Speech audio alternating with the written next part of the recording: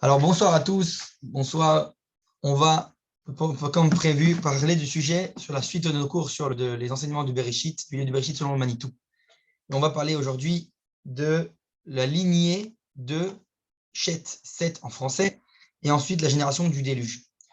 Et on a vu précédemment qu'il y a eu une tentative donc d'amener cette lignée de l'union entre, on va dire, ce qui a été manqué chez Caïn et Hevel, Caïn et Abel, par les descendants de Caïn lui-même. Et ça a été un échec. Et on va voir que ça va être une nouvelle tentative avec la lignée de Seth, le troisième fils de Adam et de Chava, et que là aussi encore, ça va être un échec au final. Mais on va voir où ça nous mène tout cela. Donc on va commencer le texte et de maintenant, je partage. Voilà. Alors comme ça. Shoshelet Shet Vedora Maboul. Donc la lignée de Shet et la génération du déluge. On fait d'abord résumé. Qu'est-ce qu'on a dit en résumé sur ce qui s'est passé avec Caïn et Abel, entre Caïn et Abel? Caïn et Abel ayou amurim lehavi et haolam leshlemut ברוחניות ובגשמיות. יחד היה להם פוטנציאל לרדת עד לאדמה ולחשוף את הנקודה הפנימית הרוחנית שלה. Caïn et Abel, ils avaient pour vocation, on va dire, d'apporter dans le monde la perfection spirituelle et matérielle, cette union, cette harmonie. Et ensemble, ils avaient ce potentiel d'aller jusqu'à donc dévoiler ce point intérieur spirituel du monde entier. הטיפוס הקיני מסוגל להתמודד עם עולם החומר, אבל לפתחו רובצת הסכנה. Donc on a dit le type Kaini, donc du type Caïn, on va dire comme ça, Caïn en hébreu. Lui, son but c'était plus de s'occuper du matériel. Donc sa vocation c'était dévoiler le côté matériel de la création. C'était ça son travail. Et le problème, c'est qu'il y a aussi à son, on va dire, comme il dit le verset, Petach Tatrovetz, à l'entrée à son portail, il peut être amené à chuter. C'est ça, il y a un danger à sa vocation. בירידה אל עומקי התחתיות האדם מסוגל להעלות ולקדש את הכל, אך קיים סיכון שישאב אל העולם החומרי וישתעבד אליו. Donc, comme on dit, son danger, c'est comme le grande mission, mais aussi grand danger, ça va avec, quand on dit comment on dit la phrase, j'ai oublié, en français, il y a une phrase qu'on dit, un grand pouvoir incombe de grandes responsabilités. Et donc, ça veut dire, c'est ça, c'est Caïn, il a une grande vocation, un grand rôle à jouer, mais il y a aussi un grand danger à cela. Et donc, comme sa vocation, c'est le matériel, apporter le dévoilement dans le monde matériel, eh ben, il y a un grand danger. Et effectivement, c'est quelque chose qui est tout autre chez Hevel. Donc, on a dit, lui, il s'occupe du matériel. Maintenant, il faut cette harmonie entre les deux. S'il manque l'harmonie, il manque le plan divin et voit l'échec. D'accord? Donc, c'est important.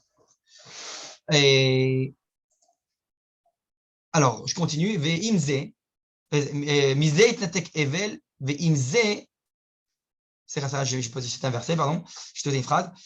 Bézé nafal Caïn ou Bézé yipol Esav. Comme on a dit, Caïn, ça va être un échec, comme on a vu précédemment. Caïn, il va échouer dans cette mission.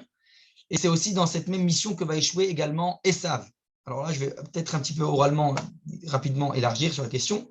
Esav, effectivement, pas comme on a l'habitude de le penser de manière erronée, mais tout accentuer toujours ce point-là, il n'est pas né mécréant, rachat.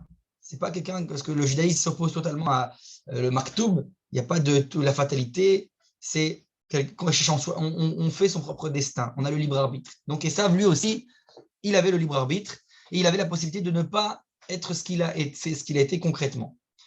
Mais, malgré tout, il y a le fameux Midrash qui dit que lorsqu'il était dans le ventre de Rivka, eh bien, lorsqu'elle s'approchait des Vodat Elilim, donc elle s'approchait des maisons de l'idolâtrie, alors Esav voulait sortir, et quand elle s'approchait des maisons de Bet Midrash, d'études, alors Yaakov voulait sortir. Donc les jumeaux dans le ventre de Rivka. Et alors on peut dire, alors si c'est pas Maktoub, comme on l'a dit, il n'y a pas de fatalité, comment ça se fait que Esav, dès la naissance, il est tiré vers les Bet Avodah Zarah, les maisons d'idolâtrie?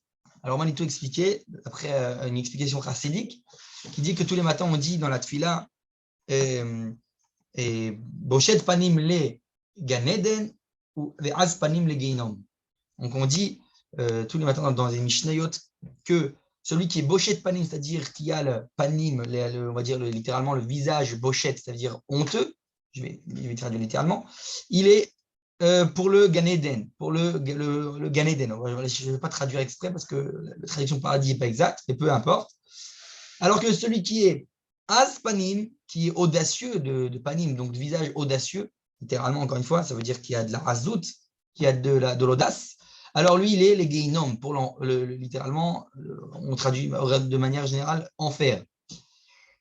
Et il explique que, d'après la Chassidoute, il y a des tzadikim, en fait, qui sont faits pour être, ils ont le potentiel, la force d'amener d'être tzadik même dans les maisons d'idolâtrie. Et il y a des tzadikim qui sont faits pour être tzadikim que dans le Bet Midrash, dans la maison d'études. Et donc, il dit justement, c'est ça la phrase. Il faut expliquer la phrase, ça veut dire Bochet Panim, ce type-là de tzadikim qui sont Bochet Panim, eux, ils sont pour la tzadik intérieure, c'est-à-dire qu'ils sont faits pour la maison d'études, ils ne peuvent pas être tzadik à l'extérieur. Donc, ça, c'est le style de Yaakov avant qu'il devienne plus tard Israël et compagnie. Je ne vais pas rentrer dans le sujet parce qu'on le verra peut-être par la suite. Mais en tout cas, ça, c'est Yaakov. Et Esav, lui, est du type de tzadikim qui est Azpanim le Geinom. Ça veut dire qu'il peut être même tzadik dans le Geinam. C'est comme ça qu'expliquait Manitou. Et donc, c'est ça que le potentiel de Esav. Et donc, on va voir que Esav, il a ce potentiel, mais lui, il va échouer également comme a échoué Caïn, avec ce même potentiel. Bezrat Hashem, on verra peut-être par la suite qu'il y en a qui vont réussir à réaliser ce potentiel qui est existant chez eux. D'accord? En tout cas, là, on en est à Caïn. Caïn est un échec. Et c'est de ça que va s'éloigner Hevel. Abel s'éloigne de cela, parce que lui, on est dans le spirituel. Donc, justement, comme à la ressemblance de Yaakov, qui au début est Ishtam Yoshev Oalim, il s'assoit dans les tentes d'études. Il est dans son monde fermé, dans son monde intérieur. Donc, c'est de ça que va se déconnecter Hevel, qui va être tout spirituel, se déconnecter du monde matériel. Veim Zeit Moded Yaakov. Et comme on verra par la suite, justement, c'est ça que Yaakov va devoir se mesurer à ça. Il va devoir se mesurer à faire, de ne pas faire la même erreur que Hevel, de ne pas se déconnecter du monde matériel, au contraire, d'essayer de faire le pont entre les deux mondes, l'harmonie. Donc c'est dans ça qu'a échoué Caïn et Hevel, et c'est ça qu'a échoué Esav, et Yaakov va devoir se mesurer à cela. Qui au départ, il a une tendance à être comme Hevel, mais il va devoir faire le tikkun. D'accord? עקבנו אחר משפחת קין וראינו שהיא הופכת לשושלת המקדמת את האנושות מבחינה טכנולוגית, ערכם של החיים עצמם נופל. Donc on a dit, on a vu le cours précédent que exactement que c'est l'échec donc de toute la lignée de Caïn et pas que Caïn lui-même et même toute sa descendance après lui dans cette vocation-là. Et הייאוש והתשישות ממלאים את החלל הרוחני שנפער עקב רצח הבל ושושלת קין מידרדרת בעקבות אביה לאלימות ורצח. On a vu donc de génération en génération, ils vont être la suite en fait de ce meurtre, de ce premier fratricide qui a eu lieu avec Caïn et Hevel. Ils ne vont pas réparer cette faute-là du meurtre de son prochain. Au contraire, ils vont avoir une descendance de meurtriers, comme on l'a vu dans ça. אך לא רק קין ושושלתו נכשלו, גם הבל נכשל. העולם היה זקוק לו אך בתפיסתו את עצמו כתוספת מיותרת הוא נכשל והתנדף כהבל ורעות רוח. Comme on a vu, ce n'est pas seulement Caïn qui échoue, mais c'est également Hevel qui échoue. Pourquoi? Parce qu'en se déconnectant du matériel, en omettant complètement la deuxième partie, donc cette harmonie de cette création qui a un monde qui est fait de matériel et de spirituel. Alors justement, exactement, très bonne question Frédéric. Yaakov, il vient réparer la faute de Hevel. Justement, il va devoir faire un tikkun, justement. Il n'y a pas que des Yaakov, on voit que d'après le Shara Gelgulim, il y a même des Gelgul, on dit que Moshe aussi fait une certaine réparation de Hevel. Bref, on va voir même, ça va être une tentative également avec Shet, c'est ce qu'on va voir maintenant. On en arrive à Shet, la descendance de Seth, Shet en hébreu, le troisième fils d'Adam et Chava. A Torah metaeret shachar mot Hevel, eviu Adam ve Chava leolam od ben, vekaru lo Shet. Comme on dit le troisième fils qui s'appelle Shet. Biou aben azé, c'est qui ce Shet? Shet metoar qu'Adam gadol ve tzadik. Après les sages, Shet c'est un grand homme et un tzadik. Beshiuto ou domel Hevel. Il a dans sa personnalité beaucoup de traits de caractère ressemblant à Hevel. Mais qui dit vrai Chava alav, comme ce qu'elle a dit Chava dans le verset sur lui. Elle a dit ki shakli Elohim zera acher tachat Hevel ki arago Caïn. Donc elle rappelle lorsqu'elle mentionne le nom de Shet, qui m'a établi en moi, Dieu, une nouvelle descendance donc une nouvelle semence, qui est Tachat Hevel, à la place de Hevel. Donc il vient à la place de Hevel. A priori, il vient jouer ce rôle manquant que Hevel n'a pas joué. Et Ach, Beshet Nosaf Ma Shechaser Aya Etzel Hevel, Atashtit. Donc comme l'indique son nom, Chet, qui veut dire aussi fondation, Tashtit, fondation, il y a en lui aussi également ce qui manquait chez Hevel et que Chet va essayer de remplir. L'Ariza Baolam, c'est-à-dire l'Ariza dans ce monde-ci, c'est-à-dire le fait qu'il a les pieds sur terre. Il n'a pas que la tête dans les cieux, il a aussi les pieds sur terre. C'est ça le Chet. Voilà. Comme on avait dit dans le nom Hevel même, qui veut dire aussi souffle, s'il y a un simple souffle spirituel, donc dans son nom indique qu'il peut être que disparaître de la surface de la planète comme un vent qui souffle, ce qui n'est pas le cas de Chet, qui lui, au contraire, dans son nom indique aussi la racine tashtit, la fondation. Il a les pieds sur terre. Et donc, ça va être la tentative, encore une fois, à travers Chet, de réparer cette harmonie entre Caïn et Hevel, entre la matérialité et la spiritualité. Chet domé le Hevel vekar sherosho v'shamaim arnosav bo shen ma shen behevel raglav netuot amok ba'aretz. Comme je l'ai dit, il a en Chet en lui la tête dans le ciel, mais aussi également les pieds sur terre. Amidrash moser lanu shechava roa shehu zera sheba mimakom acher ve'eze ze melech hamashiach. Donc dans le Midrash de Bereshit Rabba, il mentionnait le fait que Rava elle voit en lui une semence qui vient d'un autre monde, littéralement, d'un autre endroit. Quel autre endroit? Ils disent les sages, c'est Melech HaMashiach, c'est le roi Mashiach. En Chiet, il y a le potentiel du roi Mashiach, parce que justement, il a le potentiel d'amener cette harmonie. Alpanav nire ki anoshut yichola leagia el ashlamata el geulata al edeshet naamod altiva shel dmut chashuvazo. Donc on a dit, potentiellement, c'est possible d'arriver au but messianique à travers Chet lui-même. On aurait pu éviter toute l'histoire humaine qui s'en est suivie par la suite. D'accord? C'est ça qu'on va voir. Et on va voir maintenant ce qu'il en vient de Chet. Chet mufkad al-chinour shoshelet Caïn. Comme on a dit, il a pour vocation, Chet, d'éduquer la lignée de Caïn qui, eux, ont échoué. Donc, pour tentative, essayer de réparer ce qu'eux ont échoué, donc de les éduquer. Mi chashuv yoter. On se pose une question, donc tout de suite, la question, il y a une question qui se va dans les deux sens. Qui est le plus important? L'éducateur ou celui qui doit être éduqué? Est-ce que c'est l'élève ou l'enseignant? Nira qui a khanir, d'un certain côté, d'une certaine manière, on peut dire que c'est celui qui doit être éduqué qui est le plus important, parce que c'est lui le but. Tu dois éduquer, tu dois arriver au but. Caïn ou Achashveter, donc selon cet angle de vue-là, Caïn est plus important que Chet. Comme on a dit, parce que le rôle, la vocation de Caïn, lui, était le rôle matériel, donc de réparer ce monde-ci, ici-bas. Donc le monde lui-même. Donc c'est a priori plus important. Ou Mabouman, Acher, mais d'un autre côté, l'autre facette de la pièce, Chet Rashuv Yoter Lenshut. C'est Chet qui est plus important pour l'humanité. Kevan Sheu Mufkad al Chinur Caïn Vetiul Kochotav la Moussar, le Achva velikdusha. Pourquoi? Parce que c'est sur lui que repose, c'est sur ses épaules que repose la vocation d'éduquer, donc d'amener l'humanité avec ses forces vers la moralité, vers la fraternité et la Gdusha, la sainteté. C'est sur lui que tout repose. Donc, a priori, la responsabilité, c'est lui qui en a beaucoup le plus. Donc, a priori, d'un autre côté, c'est lui qui est le plus important. Et là, c'est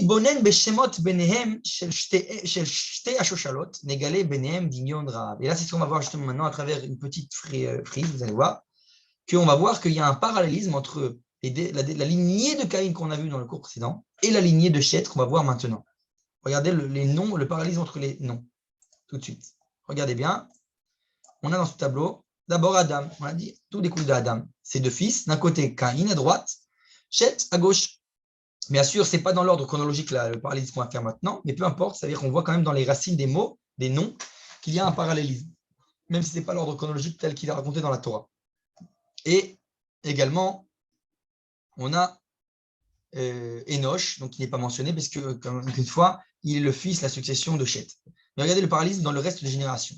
Donc, dans les 7 générations de Caïn d'un côté, les 10, celles jusqu'à Noach de l'autre. Ok. On m'entend bien, Nachman? Ok. Maintenant, Regardez, on a d'abord d'un côté Caïn. On a dit Caïn, donc d'un côté. La même racine, d'un côté, chez l'autre côté, de l'autre côté de la lignée de Chet, on a Cainan, qui veut dire un petit Caïn. Ok.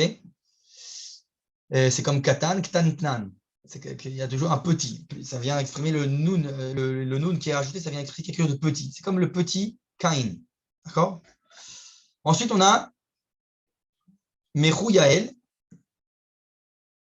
On a Mechou Yael. Et en face, on a Mahalalel. Donc, on a d'un côté, on va voir par la suite qu'est-ce que ça veut dire la racine du Mechou, Mahou, El, et de Mahalalel. Je ne vais pas expliquer exprès, parce qu'on on va y arriver tout de suite. Donc, on a Merou, effacement de Dieu, face à Mahalalel, louange de Dieu. On a Irad, a priori qui mentionne Ir Yered, une ville, une descente, avec Yered, descente sur la ville. Chanor, encore une fois, là c'est clair, il y a deux Chanor, celui qui est de la lignée de Caïn et celui qui est de la lignée de Chet. On a ensuite Metushael, alors encore je pense à la profondeur, face à Metushelach. On a les deux racines Metu, et on a Shalach, Shlichut, une mission, et Shael, ça vient aussi de effacement, et aussi, on va voir par la suite, on va y entrer. Et on a ensuite, bien sûr, les mers, encore une fois, deux fois les mers, un de la lignée de Caïn, l'autre de la lignée de Chet. On voit ici de manière manifeste ce parallélisme. Et pour finir, regardez bien les dernières générations, les fils de Lémer du côté de la lignée de Caïn qui sont Yaval, Yuval, Tuval, Caïn, Venahama, et la dernière génération du côté de Chet qui est Noach. Et bien entendu, on sait, on va voir par la suite, que Noach va se marier avec Nahama, donc cette génération de Caïn. Donc finalement, on est tous, quelque part biologiquement, les descendants et de Noach, donc du côté de Chet, et de Nahama, du côté de Caïn. Et on voit quand même malgré tout qu'il y a une tentative dans les générations de Caïn d'essayer de réparer ce qui manquait chez eux, donc qui était la partie de Hevel qui était manquante chez eux. D'où le racine des noms des descendants de Caïn qui sont les dernières générations. Yaval, Yuval et Tuval Caïn. On voit là le nom, la racine de Hevel qui revient. Yaval, Yuval, Tuval, ça ressemble à Hevel. C'est la racine de Hevel, sous différentes formes. Donc, et même Tuval Caïn, qui est justement Tuval Caïn, c'est l'à côté de Hevel avec le Caïn. Donc, encore une fois, cette tentative d'arriver à cette harmonie entre la propriété de Caïn, qui est le matériel, et la propriété de Hevel, qui est le spirituel. Et finalement, on a vu que c'était un échec. Et donc, on va voir est-ce que Chet, lui, va réussir cette mission d'arriver à l'harmonie entre ces deux lignées-là, les lignées de Caïn et les lignées de Chet. C'est ça le but. Donc voilà, on a vu le tableau. Je continue. Shemot Shte, on va voir maintenant dans le détail comment ça se passe. Shemot Shte Ashoshalot Em Kemo Shne Tzdadim Shel Oto Matbea. Comme on l'a dit, les noms de chaque lignée, ils sont comme les deux facettes d'une même pièce. Et justement, ça, encore une fois, dans le judaïsme, il n'y a pas de fatalité. Bien entendu, il y a ce secret des noms dans la Torah qu'on dit que les noms cachent la personnalité de la personne, donc sa vocation. Mais sauf que c'est jamais à sens unique. Il y a toujours, à travers le libre arbitre, la possibilité de deux facettes, la partie, on va dire, négative, la partie positive. Donc, on va voir. Mashmout Amunar Shem, Ivrit, on a dit le Shem, le nom en hébreu, c'est Yehud, une vocation. Les Shem Mabati Lekan, dans quel but je suis venu ici. Adimion Arav Ben Hashemot, Ubitui Lenisiona, Shel Shosh Shel Etchet, Lakim Michadash et Enoshut. Comme on a dit, c'est donc la lignée de Chet a pour vocation de venir reformer de nouveau l'humanité tout entière, de l'éduquer et de la réparer. Mitor donc comme on a dit, regardez comme j'ai dit dans les noms, Mechouyael les Mahalalel, donc on a de Mimriatael, de l'effacement du nom d'Hachem, les Halel, la louange d'Hachem, Metushael et Metushelach, Mitchishut les Shlichut. On a de Tchishut qui est affaiblissement de Dieu à Shlichut qui est mission, envoyé de Dieu. Donc on voit encore une fois ces changements. Mikol Makom. Etzem Aouvda chez les Chet Ayubanim, Shimshichu et Anisayon Lechaner. D'accord. Alors, Meida al-Kar chez Chet, Lamrot, Atikvot, Akdolot, Shenatlubo, Ve'al-Af. שנשמתו משורש המשיח שכל עניינו וכישרונו הוא לגאול את העולם, לא הצליח להשלים את מטרתו ולא הביא את האנושות להשלמתה. Et donc on voit que le fait même que la Torah nous dit finalement que Chet, ça ne s'arrête pas à lui justement, qu'il y a une lignée, une descendance qui continue, ça veut bien dire que Chet lui-même a échoué. Si ça continue, ça veut dire qu'on n'est pas arrivé encore au but, donc il y a d'autres tentatives à travers les générations qui viennent après lui. Donc, Chet est un échec, malgré qu'il a le potentiel qu'on a dit, selon le Midrash, qu'il était potentiellement le Mashiach, le Messie, eh bien, ça va échouer finalement. Il ne va pas réussir à éduquer la lignée de Caïn, comme on va le voir au fur et à mesure. Et Zot Madoua, pourquoi? Donc, la réponse à cette question, pourquoi Chet va échouer, elle est dans la question elle-même.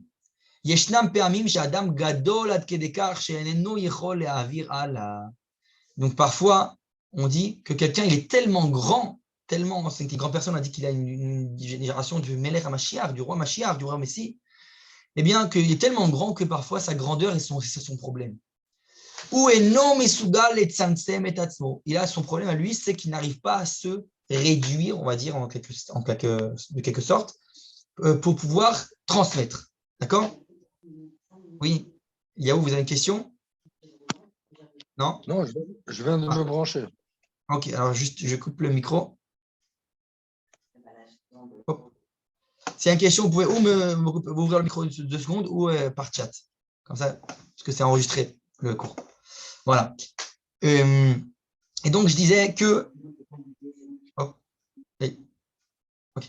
Et je disais que voilà, donc malgré son grand potentiel de Chet, qui est le roi Messie, le Mashiach, eh bien, ça va être un échec puisqu'il est tellement grand qu'il n'arrive pas à se connecter à cette génération, trop grand pour eux, de quelque sorte. כשאדם רוצה להסביר מושג מופשט לילד קטן, עליו לצמצם את המושג ולהלביש אותו במשלים. Donc, quand une personne, elle veut parfois expliquer des notions qui sont très abstraites, à un petit enfant, on est obligé de le descendre à son niveau et donc de lui habiller ces notions-là, ces notions abstraites, de manière concrète. Donc, par des images ou des paraboles, etc. Chet eno matziach lasot zot, ולכן צריך להמשיך ולצפות לדור הבא אנוש. Donc, comme on a dit, Chet n'arrive pas à faire ce travail-là, il échoue. Parce qu'il est trop grand, il n'arrive pas à descendre, à habiller ça pour sa génération. Donc, entre autres, la lignée de Caïn. On voit la génération d'après, Enoch, qu'on a dit celui qui est après, Caïn, Enoch. Après Chet, Enoch. Enoch ben Chet, Kishmo ken u. Enoch, c'est l'inverse. On va voir que justement, il y a une tentative, encore une fois, d'arriver au but, à terme de la vocation, mais lui aussi, il est un échec. Regardez, son nom en hébreu, Enoch, ça vient de humain, humanité, Enoshut. Donc, ou Meod Enoshi, il est très humain. Ça veut dire quoi? Un peu trop. Mais Ata ou Ze Shemufkad al-Achinur Enoshut. On a dit c'est lui à ce stade qui a sur ses épaules la responsabilité d'éduquer l'humanité. Benigoul le Aviv, contrairement à son père, ou Davka eno nishar b'madriga ruchanit gevoa, ve'no yotzer par beno leben shar bnei Adam, ela oler b'derech hafucha. Lui, il fait l'inverse total de son père. Au lieu de créer un écart, un décalage entre lui et sa génération, lui, il va aller vers la génération totalement, descendre au degré de la génération, et on va voir que même un peu trop. Et Nosh yored elam, lui, il descend vers le peuple. ומעניש את המושגים האלוהים כדי לאפשר להמון להבין ולהתחבר אל האלוהים, וכך למלא את תפקידו ולהביא את העולם אל השלמתו. Donc il pense que en descendant les grandes notions abstraites, de les matérialiser beaucoup, de les concrétiser un peu dans le langage du peuple, on va dire comme ça, et bien il croit que ça va être la solution. Et on va voir que ça va être un autre problème. Argam Enoch Nirshal, comme on dit, Enoch lui aussi échoue. Au lieu, maintenant, pourquoi il échoue? Parce qu'au lieu d'élever l'humanité vers l'émouna de l'unicité, du 1, de Hachem 1, au lieu de ça, il va descendre les notions divines, donc de l'unicité divine, vers le bas peuple. Et donc, elles vont perdre de leur dimension. אנוש הוריד כביכול את האלוהות אל העולם הזה, הגשים אותה וגרם לבני האדם לראות את העולם הזה עצמו כאלוהים. Comme on va voir tout de suite dans le commentaire de Rashi, au lieu dont on a dit d'élever les notions, il va les matérialiser, trop les matérialiser. Ce qui va en fait comment on dit en français, les bafouer en fait les valeurs divines. Alors là, il dit le Manitou nous dit que dans ce sens-là, il est quelque part l'archétype du christianisme. C'est un peu la même idée, c'est même la même chose qu'on fait le christianisme.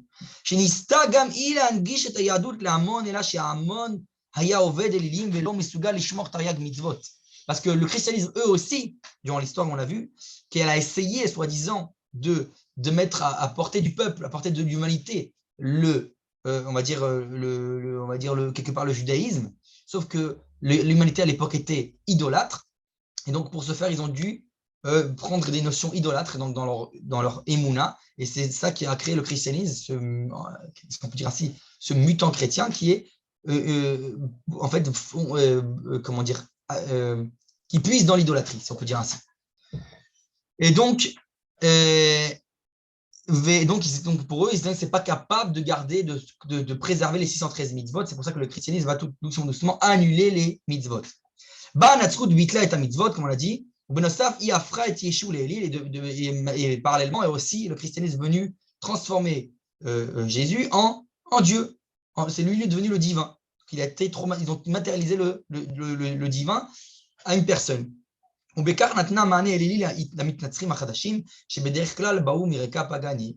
comme de ce fait, ils ont permis aux idolâtres qui ne pouvaient que matérialiser le divin, puisqu'ils étaient idolâtres, ils ont fait que matérialiser les notions divines, donc de s'attacher quelque part à ce fameux monothéiste, on va dire, chrétien, le fait qu'ils ont donné à Dieu une image divine, une image humaine. Donc c'est ça l'erreur. Et donc c'est la même erreur quelque part que de Enoch. Et regardez, ça c'est tout ce que je dis là, que Manitou nous enseigne. C'est écrit noir sur blanc dans le commentaire de Rashi. Regardez bien. Le Rashi nous dit les gabé enosh katouv az uchal likro beshem Hashem. Rashi explique, donc il y a écrit dans le verset az uchal. Alors littéralement uchal, ça veut dire commencer. On commençait à appeler au nom d'Hashem. Mais uchal, il y a une autre notion dans le mot uchal et c'est ce que Rashi explique. Az uchal, les shon chulin, il dit d'habitude uchal, c'est echel, la achel, c'est commencer. Mais là, Rashi prend une autre explication. C'est la shon choulin, la shon profane, d'un langage profane, du choulin, pas de kodesh, pas de sainteté. C'est-à-dire, l'ikro et shemot adam et shemot ha'atzavim, bishmo shel hakadosh baruch hu, lasot elilim velikrotam elout. Donc ça veut dire, il dit Rashi, ce qu'ils ont fait dans la génération des noches, qu'ils ont pris des notions très divines, donc d'accord, ils ont pris ou inversement des notions profanes et les ont appelées à des noms divins. Donc ils ont pris des choses Elilim, donc idolâtres, ils leur ont donné des noms divins. D'ailleurs, d'accord. Jusque-là, ça me suit. Donc ça, c'est Enoch. Donc d'un côté, Shet qui est trop déconnecté de la génération. Inversement, Enoch, c'est l'inverse, il descend trop et il descend même les notions divines avec lui. Et maintenant, donc c'est pour ça qu'ils ont commencé à voir à l'époque d'Enoch du divin dans la nature. Au Bekar, ils ont raison. Il y a du divin dans la nature. Le problème, c'est quand ils ont réduit que le divin, c'est que la nature. Toutes les forces de la nature, c'est vrai qu'il y a du divin qui se dévoile à travers elles. Mais le problème, c'est quand on réduit que tout cela, c'est Hachem, ce n'est que le divin, c'est que cela, que ce n'est que les forces de la nature. C'est pour ça qu'on en arrive. Betzmachim Kayam Koach Hatzmira, comme on l'a dit dans toutes les forces de la nature, même dans les végétations, le soleil qui chauffe, etc. Bon, je passe tous les détails, on sait être les forces qui se cachent dans la nature. Yesh Kale, chez Avdou et Tapara, il y en a même qui à l'époque, idolâtraient la vache. Gamba, Yesh Korot, qui même en elle, il y a de la force. Yesh Charlachosh, Ben Saouta, surtout à l'époque où la vache, c'était, on va dire, les fondements des gens qui venaient, comment on dit la roche en français, labourer la terre, donc on servait du taureau, etc. La chalov, ota, on pouvait aussi traire la vache, donc il y avait des forces de vie, toutes ces forces-là, les rolota, la manger, bref, et ainsi de suite. Donc plein de forces dans la nature qui sont cachées, dévoilent quelque part le divin. Le problème, c'est quand on réduit toutes ces forces, on dit que le divin, c'est que ces forces-là. C'est ça le problème de l'idolâtrie. Ayukale Shavdo est ailleurs, il y en a d'autres qui pensaient que la source, on a dit toutes ces forces, c'était le fleuve de Yor, Amaïm, donc les fleuves, qui donnaient aussi une force de vie, qui avait une abondance grâce à eux. Amaïm et Chaim, ce qu'on a dit, l'eau est source de vie. Menakim ou Mutarim, elle nettoie et elle purifie. Et donc maintenant, dans tout cela, après toutes ces notions de Enoch,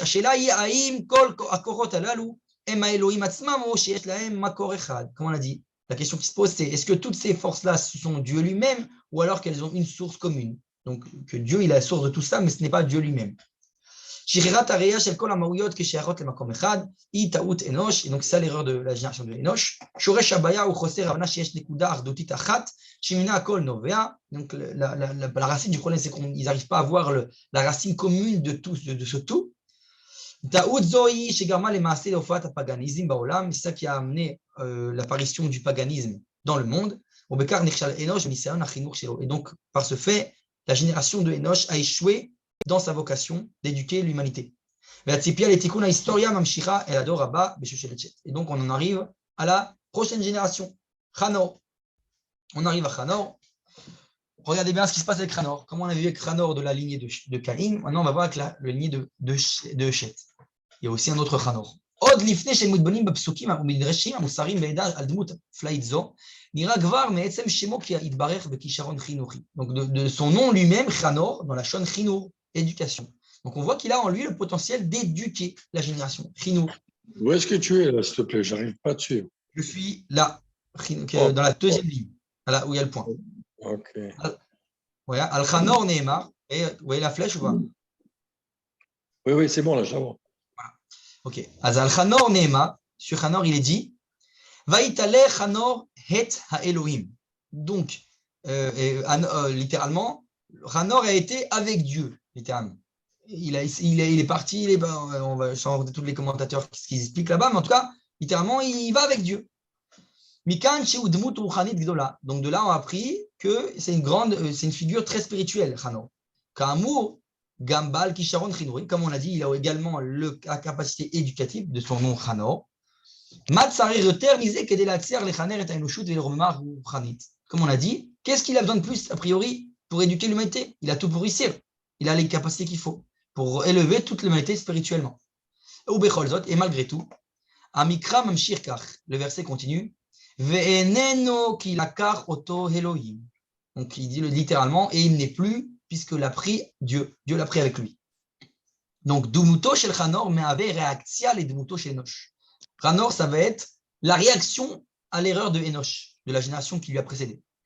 Chanor davka movil le chinur shel itrachkut mikol hakshama shel Elut. Ça nous rappelle un peu ce qu'on a dit avec tu es découpé, Yaakov, tu es découpé. Je t'entends très mal. J'entends pas ta voix. Tu es découpé totalement. Ah ouais, carrément. Est-ce que moi, tu m'entends bien? Moi, je t'entends très bien. Je t'entends très bien. Tu m'as dit que J'ai dit que Chanor a été pris par le bon Dieu. Exact. Où il a été pris par le bon Dieu? Alors, dans le verset, il n'y a pas écrit où. Les Midrashim, tout ça, je ne passe pas tous les commentateurs ce qu'ils disent exactement sur ça, parce qu'il y a plusieurs interprétations. Mais ce que je veux dire, que le verset, littéralement, il dit il n'est plus parce que l'a pris Dieu. Et alors, le Manitou va dans le sens où, pour dire que c'est une réaction à Enoch. Enoch, lui qui est descendu trop bas sur terre, lui, en réaction à ça, Chanor, il va essayer de se déconnecter du matériel. Encore une fois, ça nous rappelle Evel. Donc, se déconnecter d'ici-bas pour arriver à en fait être que spirituel. Donc, c'est ça qu'il s'attache à Dieu, mais il oublie ce monde-ci. C'est ça son erreur en réaction de Chanor, en réaction de Enoch. Chanor davka mobile le chinour shel itrachkut mikol hakshama shel Elut. Donc, lui, il va essayer d'apporter, de guider vers une éducation d'éloignement de toute matérialité du divin. Ou mechaven gavoa, qui va essayer d'aspirer très haut, de lechaven gavoa, d'aller très haut. Il a une vocation très élevée. Kol kar gavoa, à tel point très élevé que Atshu mithayen mitmasmes biitachduto amistit ima Elut. Comme on a dit, qu'il va tellement se détacher du matériel qu'il va partir avec là-haut. Donc, selon les sages, on dit qu'il est monté vivant en Gan Eden, selon certaines sources, etc. Mais sans entrer dans les détails, en gros, il est tellement élevé qu'il part avant son temps. Il est parti très tôt par rapport à toute la génération, si je ne me trompe pas, 333 ans, si je ne me dis pas de bêtises.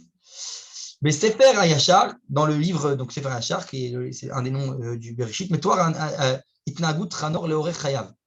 Donc, on nous explique là-bas dans un livre qui s'appelle le Sefer HaYashar dans les Midrashim sur Bereshit, que son comportement, comment il était son comportement de Chanor vis-à-vis de sa génération. Quelque chose qui n'est pas mentionné dans les versets littéralement. Mais Trilat Darko, donc au début de sa voie, de son chemin, son cheminement, c'est vrai que Chanor, il s'occupait d'essayer d'éduquer l'humanité. Ce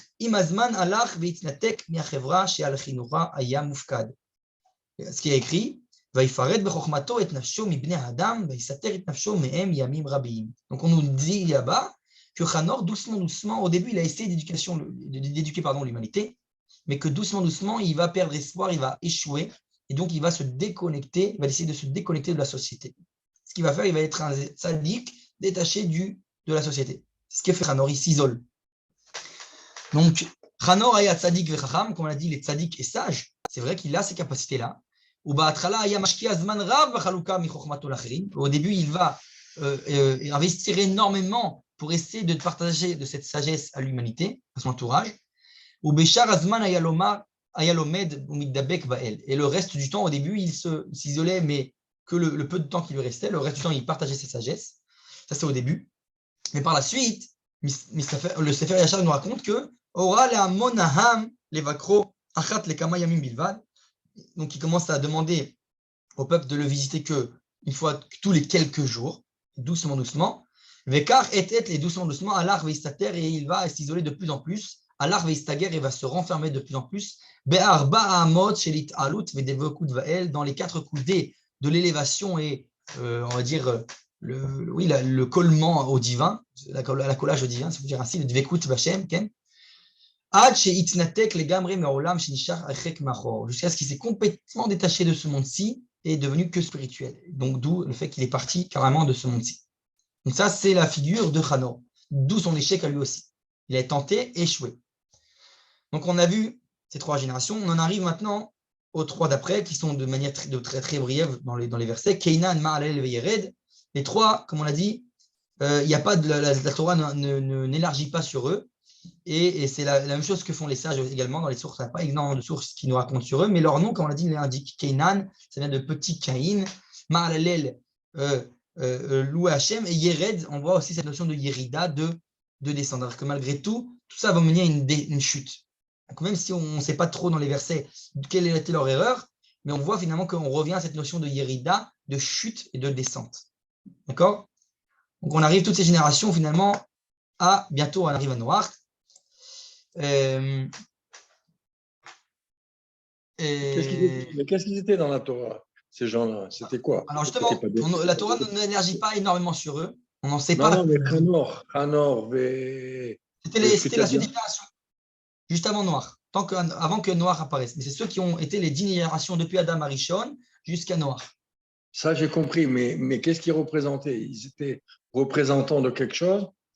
Alors, ils étaient la lignée de Shet, donc ils avaient pour vocation eux aussi d'éduquer l'humanité, mais le fait qu'au final, à travers leur nom, on voit, comme on a dit, le dernier c'est Yered, donc cette notion de Yerida, de descente, c'est-à-dire que même eux ont échoué, n'ont pas réussi à éduquer, ils auraient dû éduquer la lignée de Caïn en parallèlement, donc, comme on a vu.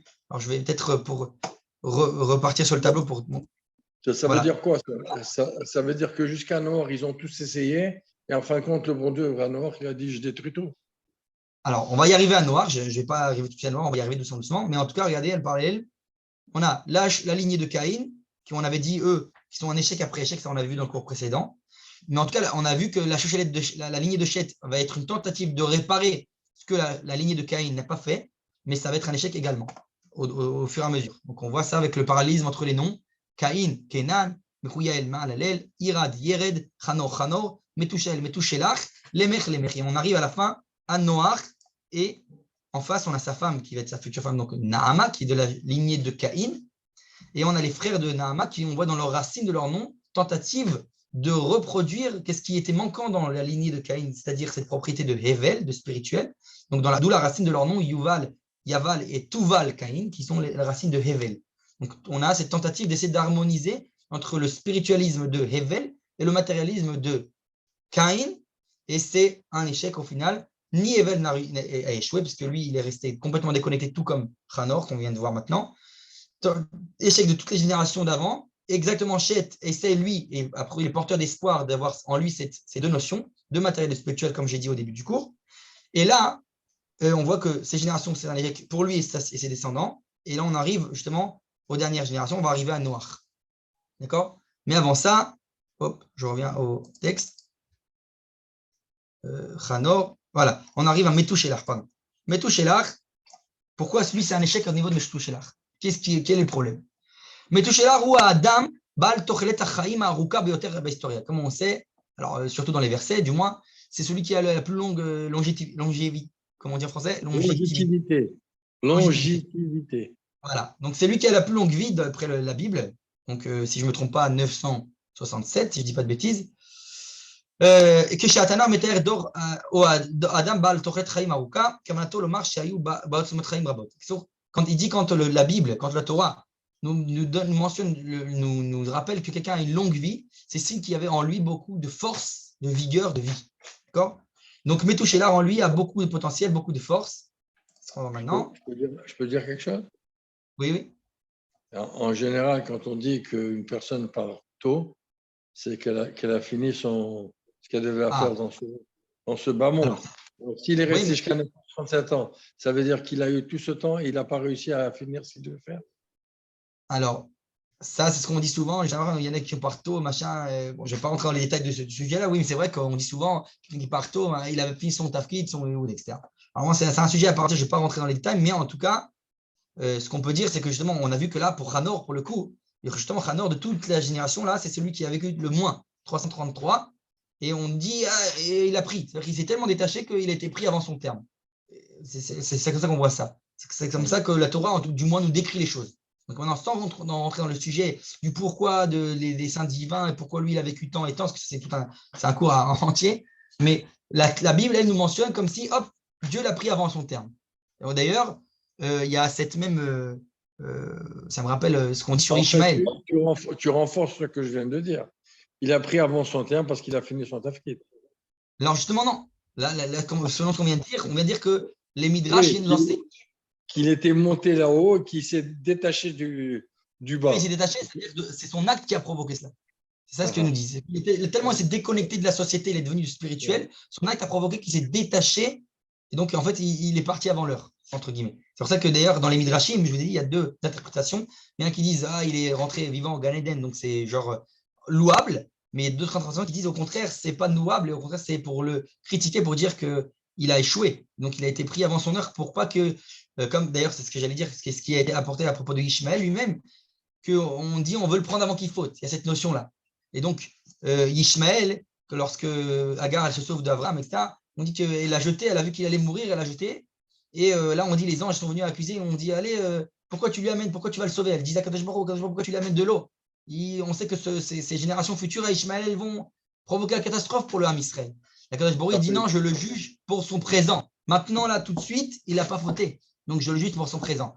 Donc là, c'est l'inverse. Et ben là, avec Hanor, c'est l'inverse. On dit on veut éviter, comme c'est le cas pour le Ben Sorer ou Moré. Et ça, je dis que lorsque. Ça peut être vrai aujourd'hui aussi? Ça peut quoi? Ça peut être vrai aujourd'hui aussi. Il y a quelqu'un qui part jeune. On peut dire ça sur lui. Ça, c'est des secrets de la Kabbalah et ça que moi, je ne suis pas assez calé pour te dire, mais ça veut dire que oui, cette notion existe. Ça veut dire que comme on a le libre arbitre, nos actes parfois provoquent. Il y a des réactions à ça. J'ai envie de dire, d'ailleurs, c'est d'où la faute de la Avera de se suicider dans la Torah, c'est parce que quelqu'un il met terme à sa force de vie qui est en lui. Donc il a le libre arbitre de même de sauter la vie. D'accord? Donc il faut savoir. Il y a d'ailleurs dans ça d'autres secrets que je pourrais dire à propos de Sarah, c'était la paracha et Sarah, mais ça c'est encore un autre sujet, à l'occasion. Et en tout cas, pour revenir à mon sujet, et donc qu'est-ce qui se passe avec Metouchelach? Les Midrash nous racontent, Metouar Midrash Chazal, Tzadik Ko Gadol Shelo Rak Bechayav Ikev et Gzerat Hamabul Milishtamesh Ela Af Bemoto. C'est que d'un côté, Metouchelach était tellement un tzaddik que non seulement il a même pas, ça a reporté le déluge. Quand il était vivant, ça a reporté le déluge. Mais même après sa mort, ces 7 jours de deuil repoussent également le déluge. Tellement il était tzaddik. D'accord? Alors, comme il dit le Midrash, ולא שהצדיקים תולים לעולם בחייהם בלבד, אלא אף במיתה. שנאמר, ויהי לשבעת הימים ומי המבול. מה טבען של אלו שבעת הימים? אלו שבעת ימי אבלו של מתושלח צדיק שיקבו את הפורענות מלבוא לעולם. Donc, ils nous disent les sages, c'est ces 7 jours de deuil du décès de Metouchelach qui ont repoussé le déluge. Le déluge a été repoussé encore 7 jours supplémentaires à cause des 7 jours de Avelout, de deuil de Metouchelach. Donc, on voit de là qu'il était grand sadique. Comment tu expliques ça? Le bon Dieu, il veut détruire tout le Olam, il va attendre une semaine pour quelqu'un qui est parti. Exactement. Wow. Ça veut dire qu'il était tellement tzaddik qu'on peut dire que lui, le Kadosh Baruch Hu ne veut pas que le déluge soit même dans ses Shiva, dans ses 7 jours de deuil. Oui, mais Ça, après je suppose que par le déluge, tous les Kvarim et tout ce qui était, tous les morts et tout ça, tout a été détruit. Alors ça, c'est une très bonne question. Alors ça, et encore une fois, ça aussi, il y a plusieurs interprétations, parce qu'il y a des midrashim qui disent que le déluge, les eaux du déluge n'ont pas touché Eretz Israël, etc. Bon, je ne vais pas entrer, c'est encore un autre sujet. Mais oui, ça, je ne sais pas. Concrètement, qu'est-ce qui s'est passé biologiquement? Je vois que je fais que du hors sujet. Non, j'essaie de rester comme sur le sujet pour pas Je restais partir. concentré. Vas-y, Ouais. continue. Il Metouchélar Raya Kot Sadik. Donc, si on a dit, a priori, on a dit qu'il était tellement sadique, Metouchélar. Alors, pourquoi c'est un échec? Pourquoi finalement, on va voir que ça ne va pas arriver à terme, l'humanité? On n'arrive pas au Mashiach et compagnie, en potentiel. Pourquoi il n'arrive pas à éduquer sa génération? Alors, on va voir que ça se rapproche également à ce qui s'est passé avec Shet lui-même. À l'époque du déluge, comme on l'a dit, il est très, très âgé. Il a, comme j'ai dit, il va mourir finalement à 967 ans. Donc, ממעט המידע שעולה מהפסוקים והמדרשים על אודות אישיותו של מתושלח עולה כי נוצר מצב שהדור מבין שמתושלח צדיק, אבל הצדיק אינו מבין את הדור ואינו מסוגל לדבר בשפתו. Donc lui, c'est vrai que le monde, les générations, son époque, le voit comme un grand sadique, Metouchelach, mais du fait qu'il est très, très âgé, ils se disent, ah, il est sadique, mais tellement âgé qu'il ne comprend pas sa génération. Il est déconnecté du fait de son âge, de sa génération, il ne les comprend pas. Donc, c'est ce qui apparaît ici. Et Safa ena rak mili, mais là, bitou shel tavniot rashiva. Donc, on dit une langue, ce n'est pas seulement que des mots, mais c'est parfois une expression d'un mode de pensée. Donc, il faut savoir être sur la même fréquence, entre guillemets, entre deux interlocuteurs. Et donc, il y a un écart, encore une fois, un décalage entre Metouchélar et sa génération. Metouchélar mamshir l'archov bekritérim shel ador hakodem, bimkom be'ele shel ador hachadash hatzahir. Metouchélar, lui, il continue de penser avec un mode de pensée qui est de son époque, de sa génération à lui, et pas à celui de la génération actuelle. C'est ça son erreur. Donc il devient un éducateur qui n'est plus relatif, plus relevanti, comme on dit en hébreu, ça veut dire qu'il est hors sujet, puisqu'il ne comprend pas sa génération. Chez Moshe el Metouchélar Romez Alkar, son nom fait allusion à cela, ou Murkav mi Metu Veshalach. Metu, ça veut dire mort, met, Veshalach, qui veut dire mission, envoyé, Shlirut. Klomar, yesh bo potentiel Shlirut, il a un potentiel de Shlirut, donc de mission, de vocation, de jouer sa mission, son rôle, Gdola, très grand. Mikan Orechayav, d'où la longévité qu'il a. Aval Besofo Shel Davar, Gam Metouchelach Mitgale Kimnutak Ke'en Met. Au final, il va lui aussi se dévoiler comme quelqu'un de déconnecté, comme quelqu'un de mort, Met, c'est-à-dire déconnecté, mort, déconnecté de sa génération. Alors, cette notion-là de grand sadique qui est déconnecté de sa génération, ça me rappelle un enseignement de Rabbi Nachman dans l'Écoute Moharan, si je ne me trompe pas. Ça, c'est pour moi, ça. Ouais. Nachman, je crois que c'est dans l'Écoute Moharan, je suis plus sûr, peut-être dans l'Écoute à la fois, je ne sais plus. En tout cas, il dit il explique c'est quoi je vais couper le partage en 2 minutes. Il dit c'est quoi un tzaddik. Il dit il y a le tzaddik chez En Alacha Kemoto et Yesh tzaddik chez Alacha Kemoto. Pardon, inverse. Il dit il y a tzaddik veralo et tzaddik vetovlo. On dit il y a cette notion chez les sages de le tzaddik qui est ralo, c'est mal pour lui, et tzaddik vetovlo, le tzaddik que tout va bien pour lui. Alors il y a plein d'explications qu'est-ce que c'est exactement, mais lui, le Rabbi Nachman, il explique autrement. Il dit c'est quoi le tzaddik veralo? Il dit c'est le tzaddik que la halacha n'est pas tranchée comme lui. C'est quoi tzaddik vetovlo? Il dit c'est un tzaddik que la halacha est tranchée comme lui.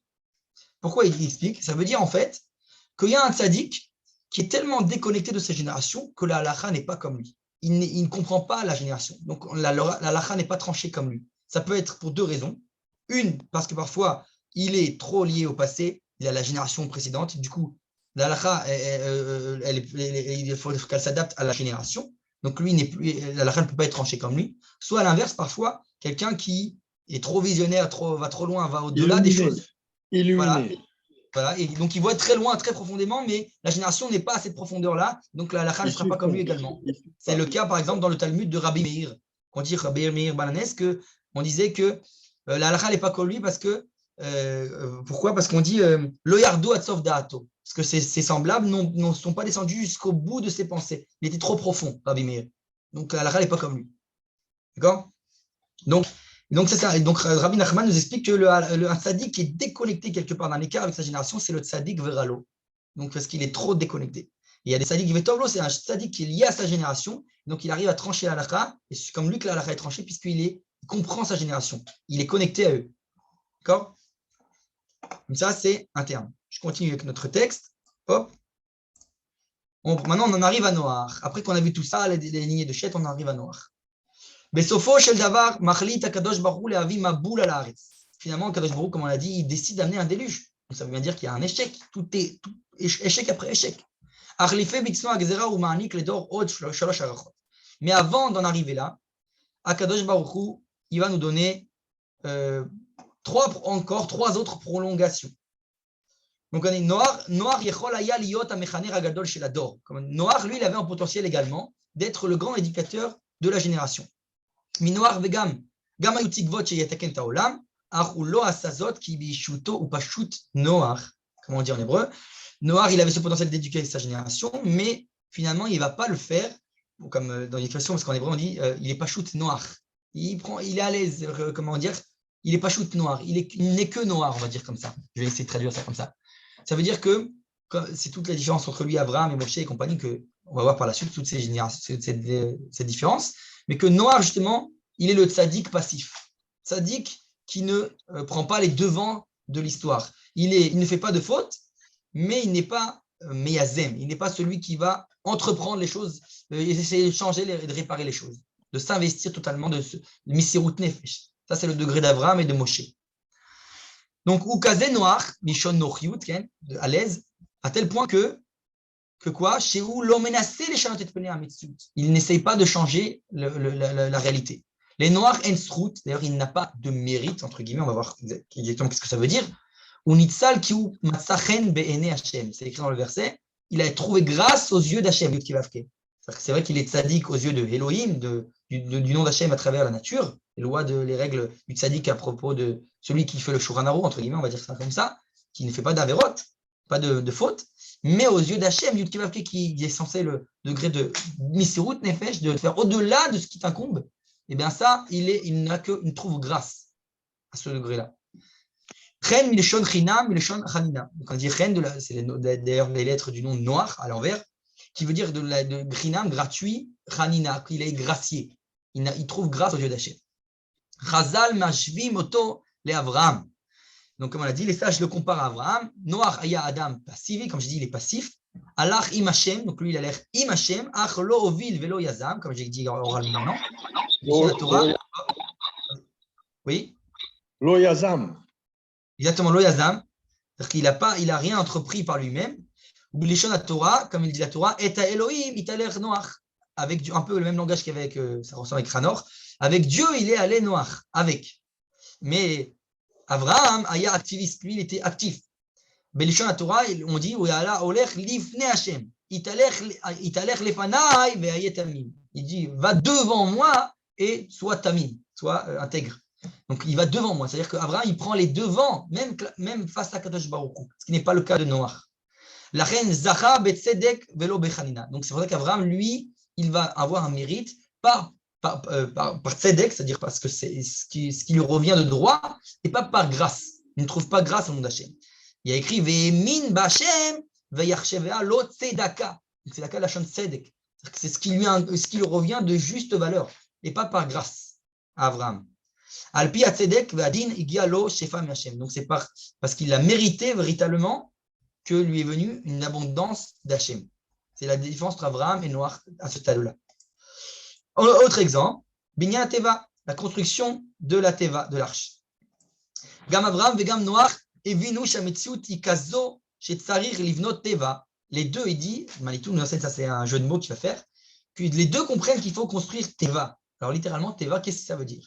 Noach metargem leatzmo et amusag Teva kisfina shebezrata ou yatzil et atzmo miamaboul. Donc Noach, lui, va traduire le terme Teva dans le sens de l'arche, comme on sait, l'arche qu'on appelle Teva en hébreu, l'arche du déluge, pour être sauvé du déluge. לעומת זאת, אברהם מתרגם לעצמו את המושג טבע אחרת לגמרי.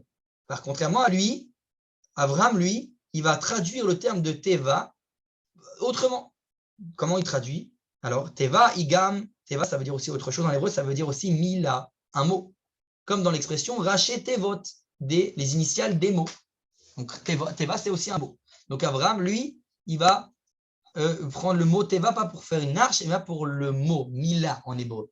Ça nous rappelle quoi? Abraham Mevin shalav livnot mila kol shehi velafitz oto kedei latzil et haolam. Donc lui, il comprend qu'il faut qu'il construise une mila, littéralement, en quelque sorte, et la répandre et comme ça sauver le monde.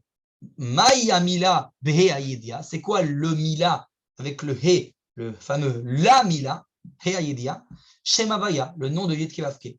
Abraham Mevin zot, il comprend cela, ou matri likrot beshem Havaya, c'est pour ça qu'il commence à appeler au nom de Yud Kei Vav Kei. Velafitz et Shem Havaya baolam, donc à propager le nom d'Hachem dans le monde. Abrit shel Avraham im Havaya, nikret brit mila. Et donc cette alliance entre Hachem et le Shem Havaya s'appelle la brit mila. D'où la brit mila, littéralement en français on dit la communion, je crois, c'est ce qu'on dit en français. La circoncision. La circoncision. Oui, exactement. Pardon. Donc Noar Bonnet Teva. La communion, c'est à 13 ans. Oui, j'ai confondu. Noar Bonnet Teva physique ou mitkanes pnima. Donc Noar, lui, construit, on a dit, un arche physique et il s'enferme à l'intérieur. Abraham Bonnet Teva ruchanit ou mefitsota achutza. Donc c'est tout l'inverse. Abraham, lui, construit une arche, littéralement, une boîte, on va dire, Teva, spirituelle, et il veut la propager à l'extérieur. Inverse de Noar qui, lui, s'enferme à l'intérieur. Mais c'est dans le même temps, ça? Non, pas du tout en même temps. Parce qu'on a juste fait ce parallélisme pour avoir la Torah. Non, parce que Noach et Abraham, ils ont vécu à un moment donné ensemble. Non. Si, pardon. Si, c'est exactement. À l'époque de la génération de la tour de Babel. C'est vrai qu'ils se sont un peu juxtaposés. Okay. Pardon. Mais en tout cas, ils sont quand même de des époques différentes. Okay. Les deux ont connu Nimrod, si on va dire comme ça. Donc, Mesimat Binyat Teva Makbila et la Shnaim Afilu Bemamadea. Et donc, on va voir que ce parallélisme entre la Teva de Abraham et la Teva de Noach est également dans les mesures de l'arche que va construire Noach. A Torah Moseret Midot Teva, elle nous transmet donc les mesures de l'arche. Shlosh Mot Ama Orer Teva, 300 amot, 300 coudées, la longueur de l'arche. Chamishim Ama Rochba, 50 coudées larges. Ou Shloshim Ama Komata, et 30 coudées sa hauteur. Noach Mevin Zod Bofen Gashmi, lui, on a dit encore une fois que Noach comprend ça littéralement, matériellement. Ou Bonnet Teva, on m'a dit Madame Diakimel, donc c'est les mesures dans lesquelles il construit la Teva. Avraham, lui, Mevin Zod, qui m'a dit Mouchanim, lui, il prend ça dans des mesures spirituelles. Et donc, il va correr Beshem Havaya, il appelle son nom de Shem Havaya, Yud Kei Vav Kei, qui est composé de Murkav Botiot, Yud, Kei, Vav, donc le Yud, c'est 10, He, 5, Vav, 6. C'est pour ça que, si on fait tout le calcul, à sa manière à lui, ça donne Sheshama Yud Kaful He, donc 10 fois 50, He Kaful 6, c'est 5 fois 6, 30, 10 fois 5, donc Yud fois He, Kaful 6, donc les 3, ça donne 300. C'est tout, en fait, c'est toutes les multiples des 3 lettres du nom de Havaya, qui donnent aussi 300. Mikevan chez Noir lo ishpia al doro, orkazo lo ivia et dora maboul, achazor betchua. Comme on a dit au final, Noach, lui, à son époque à lui, ça va être un échec, sa construction, puisque justement, il n'a pas eu ces propriétés d'Abraham. Donc, c'est la première prolongation, échec.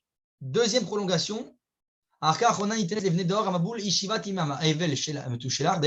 qu'il y avait 120 ans qui ont pris Noach pour construire l'arche. C'est la première prolongation, le temps à ces générations de faire tchouva, ce qui ne va pas se faire.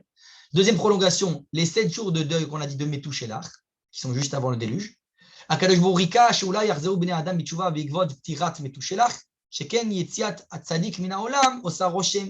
Comme ils disent les sages, la sortie d'un tzadik de ce monde, elle fait roshem, elle est censée faire impression, donc ça peut engendrer les gens à faire teshuva. Mais encore une fois, ça ne va pas être le cas. Arshuv, חרף העובדה כי אישיותו הייתה נעלה, הפער בין סגנון החיים של הדור הצעיר לבין זה של מתושלח, לא אפשר לרושם זה להשפיע על דור לתקנו, וכן et encore une fois, échec total avec même les 7 jours de prolongation du deuil de Metouchelach. Et là, on en arrive à la fin, le parallélisme entre Noach et Moshe. Noach et Moshe, Cette fois, comme on dit, bien sûr, encore une fois, ce n'est pas du tout la même époque, mais on va voir encore une fois cette idée. Le Midrash nous raconte que Noach, il a été sauvé du fait qu'il a été que de lui va sortir finalement Moshe Rabbeinu. De lui va descendre, la descendance de Noach, finalement, ça va être Moshe. Mashma chez Bisrout Atzmo lo haya Raoul Noach Lein. Tu sais, comme on a dit, de son propre mérite à lui, il n'a pas de mérite d'être sauvé, mais il a le mérite de sa descendance, à travers Moshe, entre autres. Ma Kesher Ben Shte Admuyot, c'est Noach et Moshe. Quelle est la relation entre Moshe et Noach? Nabin Zot Ben Saout Akishur Shatora Atzma Osa Ben Admuyot. On va faire le parallélisme. Abaim Yom Yarad Amaboul. Il y a eu 40 jours et descendu les eaux du déluge. Et 40 jours, Moshe, il était au mont Sinaï. Bedoro shel Noach, kemo bedoro shel Moshe, aya potentiel ekabel shefa shel bracha ben Shamaim. Dans la génération de Moshe et dans la génération de Noach, il y a eu un potentiel de recevoir une abondance de bénédictions des cieux. L'un, ça va se traduire par l'abondance des eaux du déluge, finalement. L'un par l'abondance du don de la Torah. Il y a aussi Mina Shamaim. Matzavo Amusari shel Doro shel Moshe garam le shefa zoliot nevoa. Chez Bona, donc on a dit la génération de Moshe va faire que ça va se transformer, cette abondance, en prophétie qui va construire, il va faire croître, donc le dévoilement divin. La génération du déluge, elle, va engendrer que ces 40 jours d'abondance vont se provoquer en 40 jours de destruction donc d'eau du déluge qui vont détruire et anéantir le monde. Noach ou Moshe,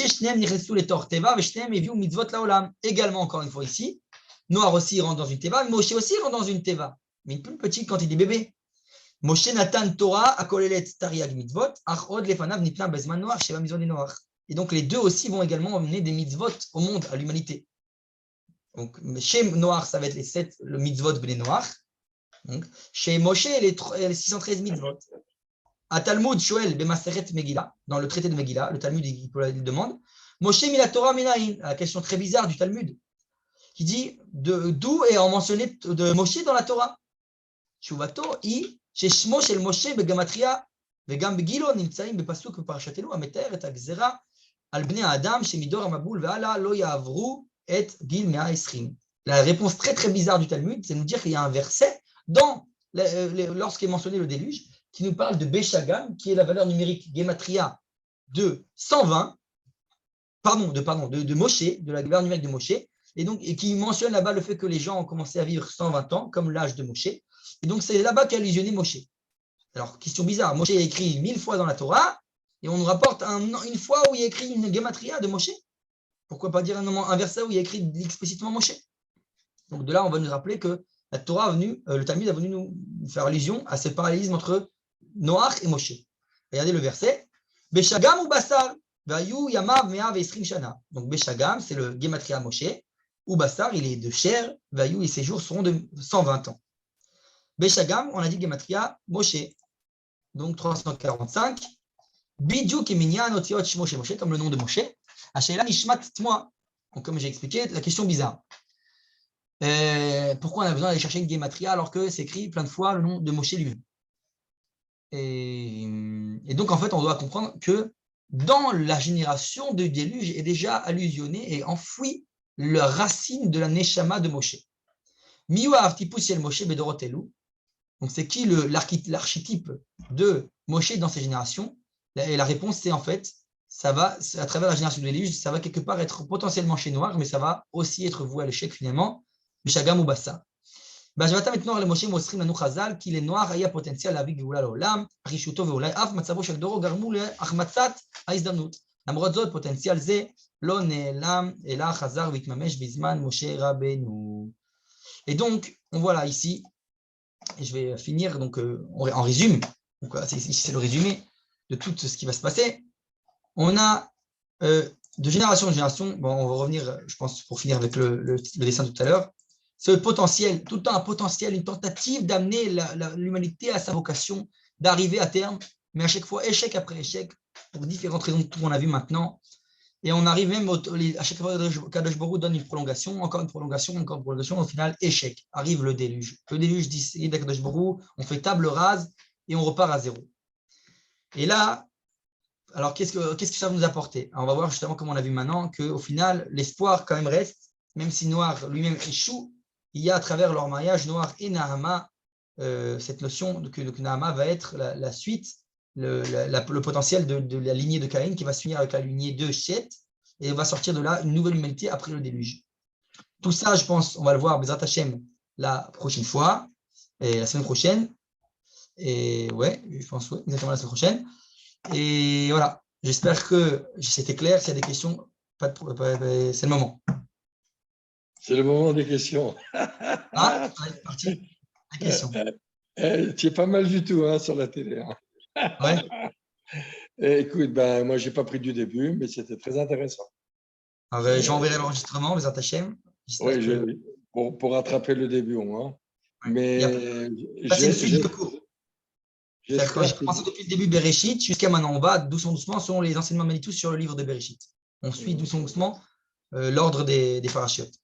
Non, mais ce qui est bien, c'est que toi, tu es assis, moi, je suis allongé dans mon fauteuil. Ouais. C'était très bien. Non, mais c'est très profond. Voilà, Kavod. Voilà. J'espère, attention, on sera plus cette prochaine. Il y a eu beaucoup de gens qui m'ont dit qu'ils ne pouvaient pas ce soir spécifiquement, mais si Dieu veut. C'était prévu qu'aujourd'hui, que je vais venir la Shlim, la El chez l'Obaïm. Donc, Yofi. Alors, si Dieu veut, à mercredi. À mercredi. Bien, bye bye. Bye.